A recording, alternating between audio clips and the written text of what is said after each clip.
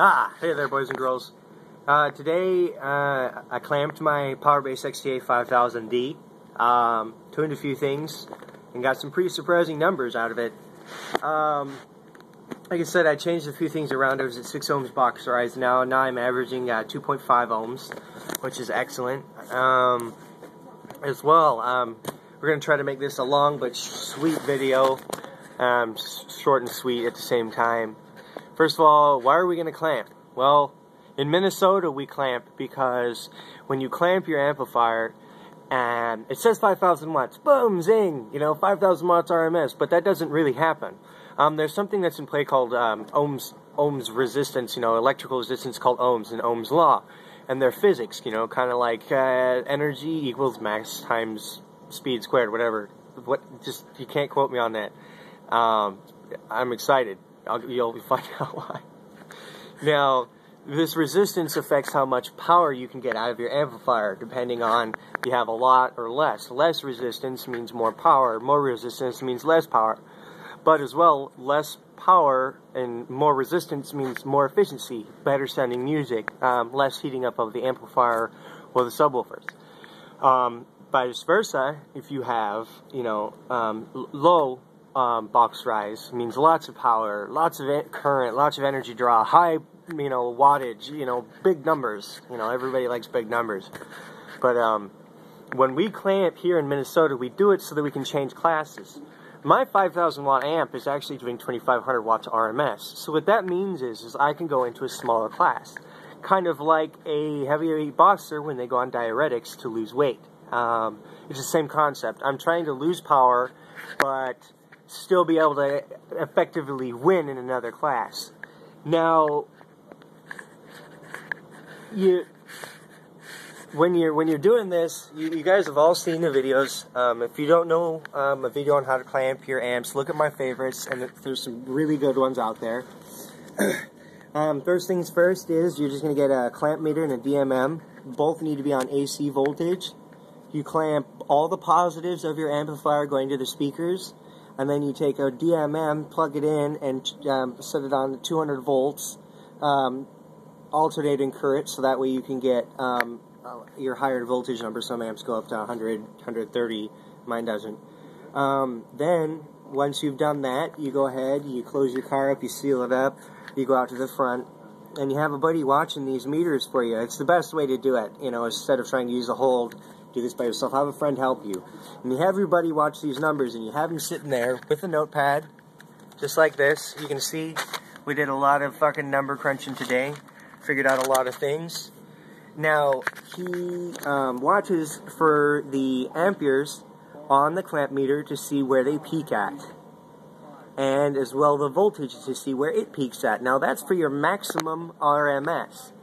Now, if you want your peak voltage, now if you want your RMS, you need to play that music for a considerable amount of time, for upwards of 30 seconds to a minute, to pull the top charge off of the battery, so that way you're on a more consistent battery pull or current pull from your batteries or your alternator.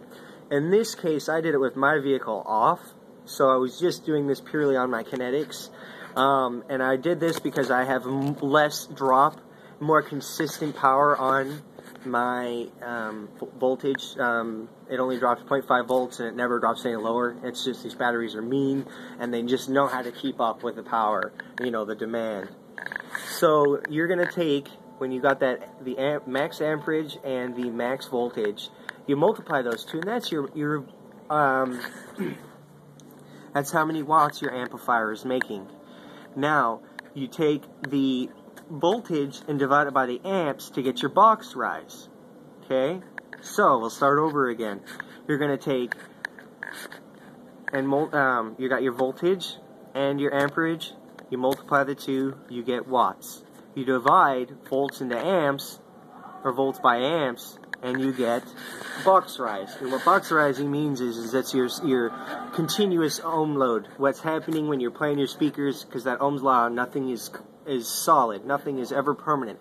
With wiring, everything is always changing, always, never the same. Even when you fucking fart and you're trying to, measure your speakers, if you fart too damn close to your speaker, you're going to affect the ohms. I've seen it happen. I've actually seen someone do it with a burp.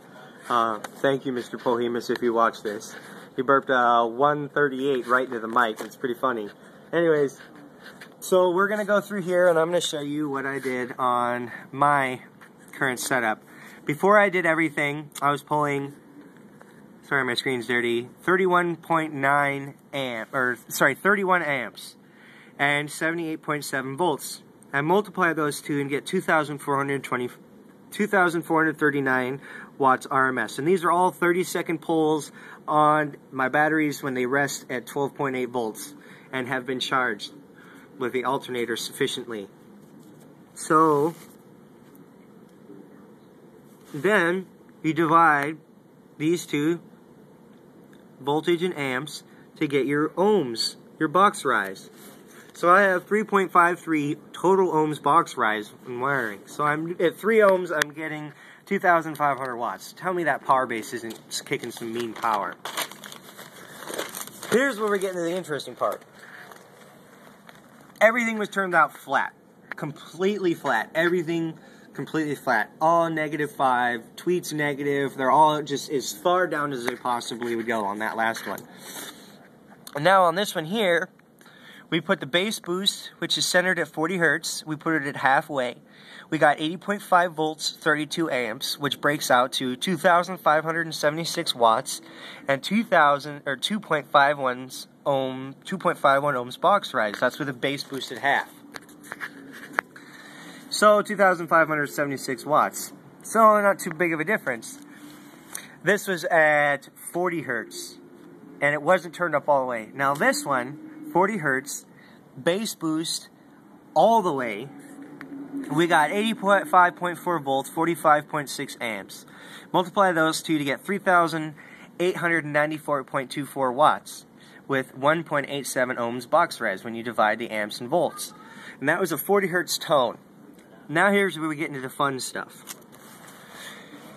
And I hope my baddies out there, everyone who's talking shit, is watching this. Do you see this? 150 dB on the audio control. I did it 18 amps and 37.8 volts, which breaks out to what? I hit 150 dB with 680.4 on the audio control.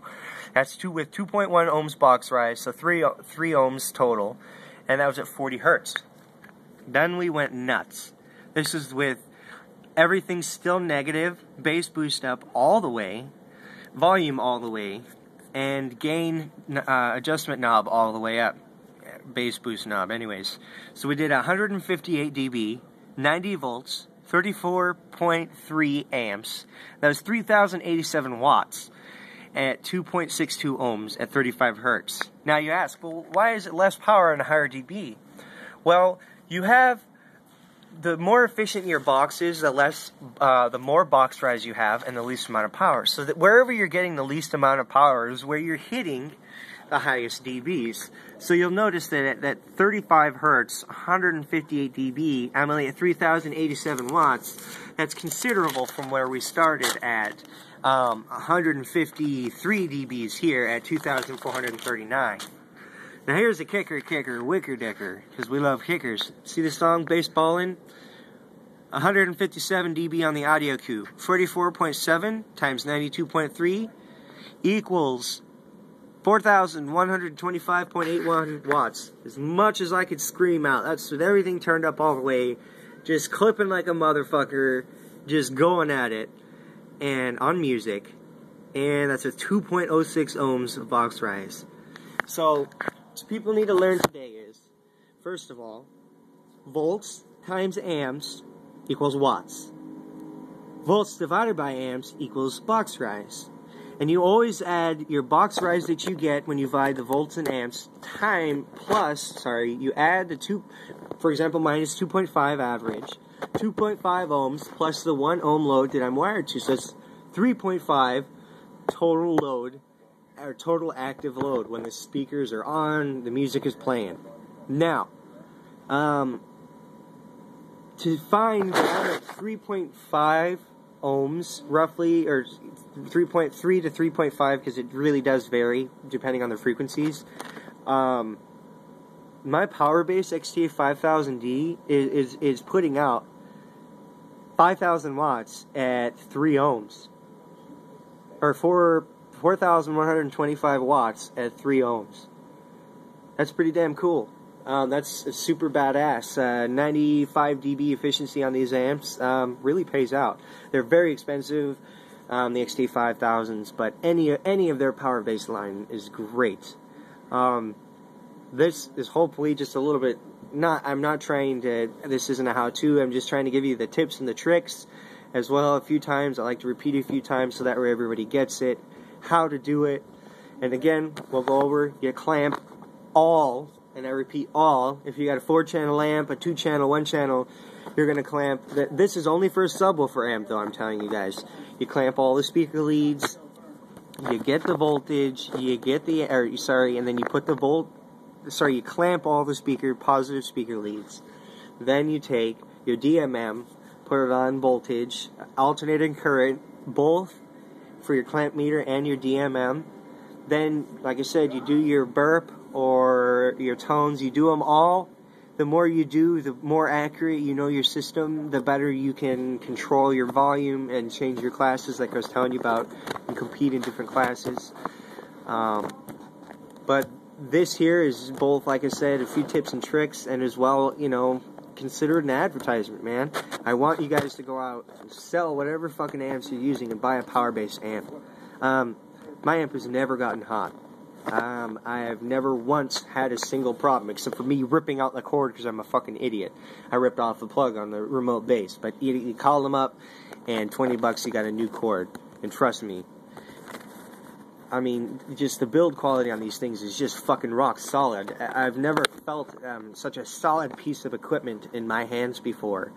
You hold this amp, and it is truly godly. It's just... You go, oh no, it's just an amp, but you pick it up and it's like, what the fuck is this thing made out of gold? It weighs, you know, 1.5 tons. Oh my god. Tiffany RCA's, God, I can't remember. Jesus, just look up YouTube or on the internet guts of a Powerbass and look at like Sundown NS1. The Powerbass has got it beat easily. The only thing is it's got 2 less capacitors. Whoop-de-fucking-do. I'm telling you guys, look into Powerbass, heed my words. I'm coming for you. I'm hoping to break some records here in Minnesota, if not state, or sorry, here's some state. But if none the least, we're gonna have a lot of fun, man. This thing's a demo monster. Look into some footage later on this week. I'll probably be uploading them Saturday or Sunday at the Winona show in Winona, Minnesota. So, like I said, I mean, I've got some incredible numbers coming out of this amp. I've completely changed my box rise. I'm getting a lot better power, cleaner power, more power. And trust me, when you hear this thing, it'll blow your mind. Have fun.